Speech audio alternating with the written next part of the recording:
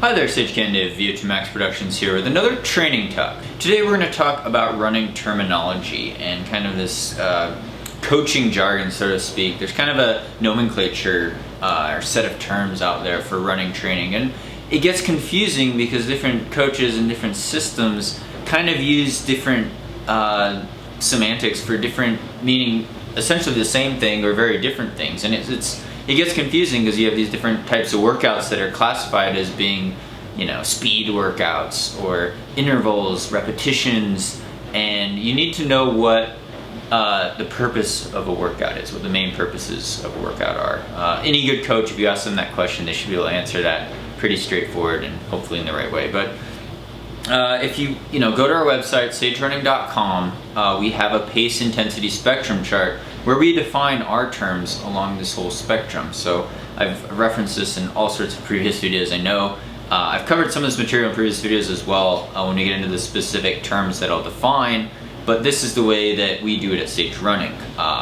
It might be a different way than what Jack Daniels or Pete Fitzinger or the Hansons or Steve Magnus or other coaches, Renato Canova, might define a certain workout. But I like to look at it in terms of energy systems, but also kind of what, and that's another thing actually, is coaches, a lot of the coaches aren't trained in exercise physiology. A lot of exercise physiologists aren't necessarily trained in coaching, so then there's this discrepancy between kind of lab results and terminology used in the lab versus coaches that might have some other terms that they use that aren't as scientific but still have a lot of merit to them. So we'll start off with, on this side, we'll say starting at the slower end of the spectrum. And actually, the first term I want to define is workout.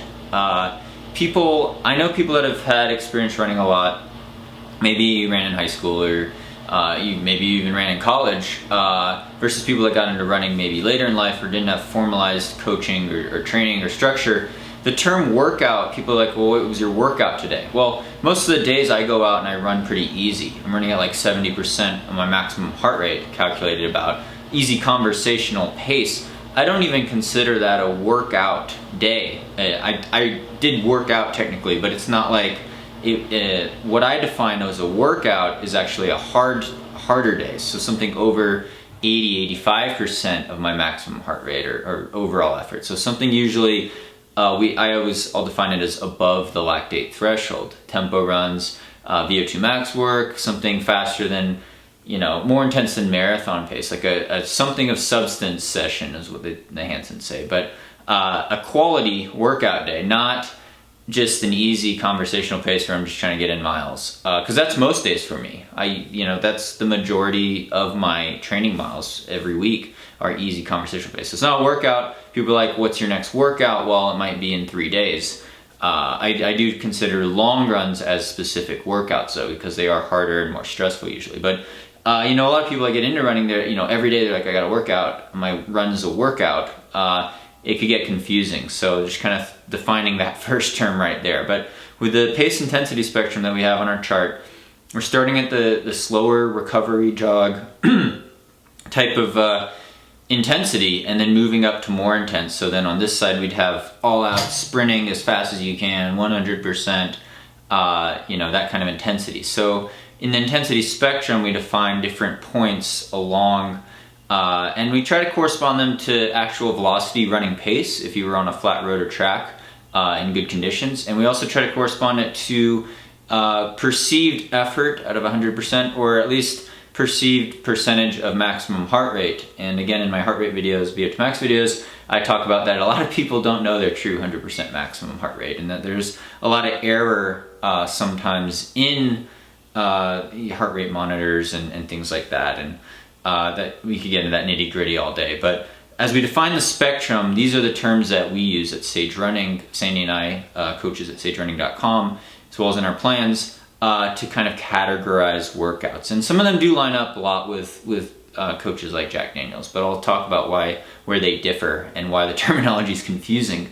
So easy conversational pace, not a true workout day, because it's not a quality day. It's a relaxing day. You get in the miles. It could be a recovery jog, could be a slightly more moderate, but it's still slower than marathon race pace, so to speak. And then we're moving into the marathon race pace zone. We're moving into, beyond that is an up-tempo zone. And I call it up-tempo zone. It's kind of a term that's not used as commonly in, at least in exercise physiology. If they were using it, sorry, I gotta get the timer here real quick. I'll be right back. If we were gonna define it, the exercise science guys would probably call it kind of the respiratory threshold. So you have, it's before the lactate threshold. It's when there is a subtle increase in your breathing pattern, and it's starting to get into, you know, fairly significant pace. Maybe it's only 75, 80%, 83% of your maximum heart rate, and it's something that's, depending on your level in the marathon, and this is kind of from the talk I just did, depending on what level you are at in terms of your marathon pace, this could or could not be faster than your marathon pace, and it might overlap with your marathon pace. So up-tempo marathon pace is pretty similar. Now, as we move more intense into the spectrum, we're talking about lactate threshold, tempo run, tempo training, anaerobic threshold. Those are all terms that kind of mean the same thing essentially. And you know, you can get in the nitty gritty. There's another term,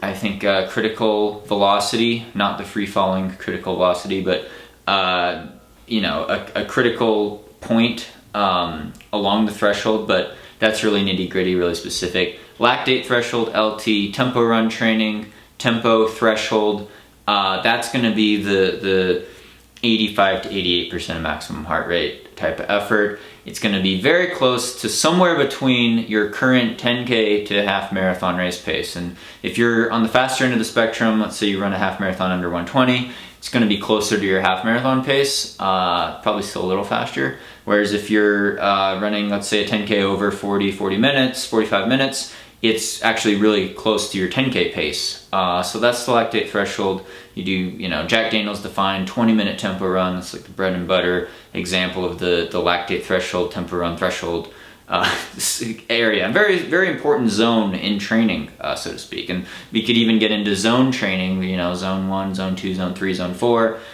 I don't like the zones personally, and that's why I use the lactate threshold terms and try to define it by race pace velocity, but also your heart rate, if you have some heart rate data to measure your effort. Then as we move faster into the spectrum, again, the critical velocities in there, 10K paces in there. Still, there's benefits for doing you know, mile repeats or maybe even 2K repeats at 10K pace or a little faster. I wouldn't call them true VO2 max, but as we move more intense, we're getting into VO2 max type of zone. So maybe you're only 92, 94% of maximum heart rate, but you're still kind of working on your VO2 max. You're not truly in the VO2 max zone as defined by Jack Daniels. And other coaches say maximum oxygen uptake. Basically we're around 5K pace when we're talking VO2 max, maybe even a little faster, goal 5K pace. Doing short interval repetitions. And the word interval, as coined by Jack Daniels, the coach, kind of is synonymous with VO2 max training, because, you know, originally it came from the rest interval between doing a series of you know, maybe you're doing half-mile intervals, you're taking a rest between each hard effort at 5K pace, for example. But the whole terminology got confusing because he also defined in his book another category, which we're going to get into, as repetitions. Whereas other coach might say, oh, I'm doing a repeat workout of half miles, or I'm doing a repeat workout of kilometer repeats, 8 by 1,000 meters, and I'm taking a 2-minute rest between them. And they're called repetition workout. It's a speed workout. Well, it is a speed workout, but what are you really working on? Are you working on actual raw speed development, or are you working on getting your heart rate up close to 100% maximum and trying to expand the left ventricle of your heart and improve the power of your stroke volume with each beat of your heart, and to really kind of get into well, we're going to get into it now, is the ability to transfer around lactate in the body, and the ability to buffer some of the acidosis that occurs from the hydrogen ions that make up lactic acid, makes the blood pH drop. So as we move more intense over VO2 max, these are usually going to be traditional speed work, so to speak. You call them intervals, you call them repetitions. Jack Daniels defines repetitions more as race-specific velocity, and it's more appropriate for like milers or 3K, 2-mile runners, really faster stuff, doing like repeat 400s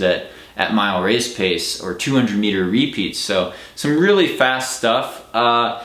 It's crossed over, we're above the intensity of the lactate threshold, so we call these anaerobic types of workouts, even though most of the energy system is still coming from the aerobic system, but we can induce a lot of lactic acid because we're breathing really hard and our heart rate might be getting up to 100% maximum for short bouts of time.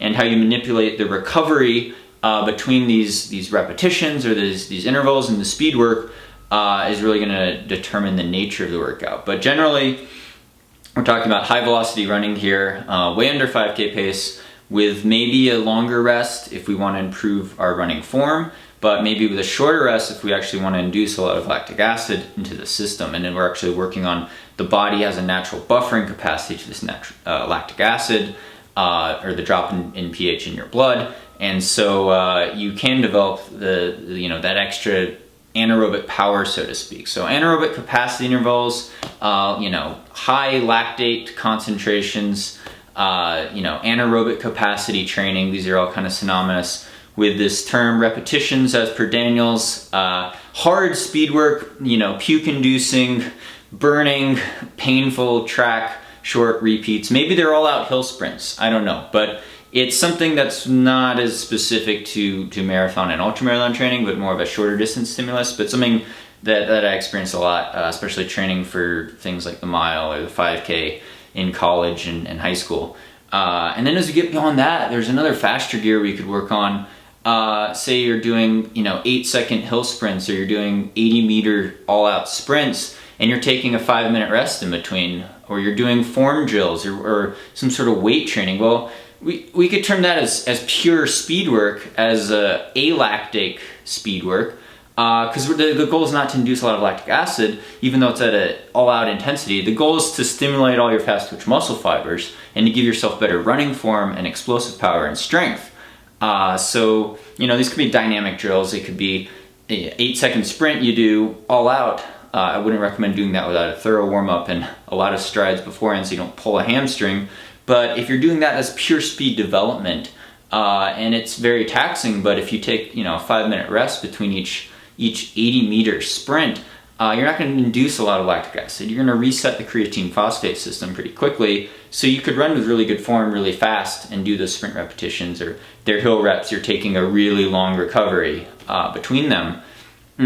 Again, not very specific to ultramarathon training, but still a value. And so that's the really high-end speed development part of the spectrum. So we have all this whole spectrum, and I probably already left out some terms. I know this is getting really long and boring, but that's how we define it, at least at Sage Running, is that's how I always see it, is the pace intensity spectrum with relative velocities, heart rate values, perceived effort, and what energy systems we're trying to focus on with each workout. And again, you're going to need a great mix of pretty much all the workouts at some point in your training, depending on what event you're focusing on. But to know the names and the terms that coaches throw around, I think kind of helps, because it is confusing, and I hope I didn't confuse you guys more with some of that terminology. But that's kind of it for this training talk rant. Feel free to comment below with future training talk topics that you'd like to hear on this channel. Again, thank you so much for all the support, all the Patreon supporters. Thanks to the donations I received on Patreon, I'm able to get some new equipment to really up the quality of these videos, maybe work on a new backdrop. Suggestions like that have been made, as well as the exclusive content that the Patreon viewers get on the Patreon page. You can check out that link, as well as all the library of training talks already on here. Again, I've gone back years with the original tempo run training, lactate threshold training, so you could VO2 max training, things like that. You could check those out. They're like 3 or 4 years old, but thanks again for all the support, all the views. I really appreciate all your comments and votes and sharing this on social media, and I hope your 2016 training is going really well. Stay tuned for more videos, and thanks for watching.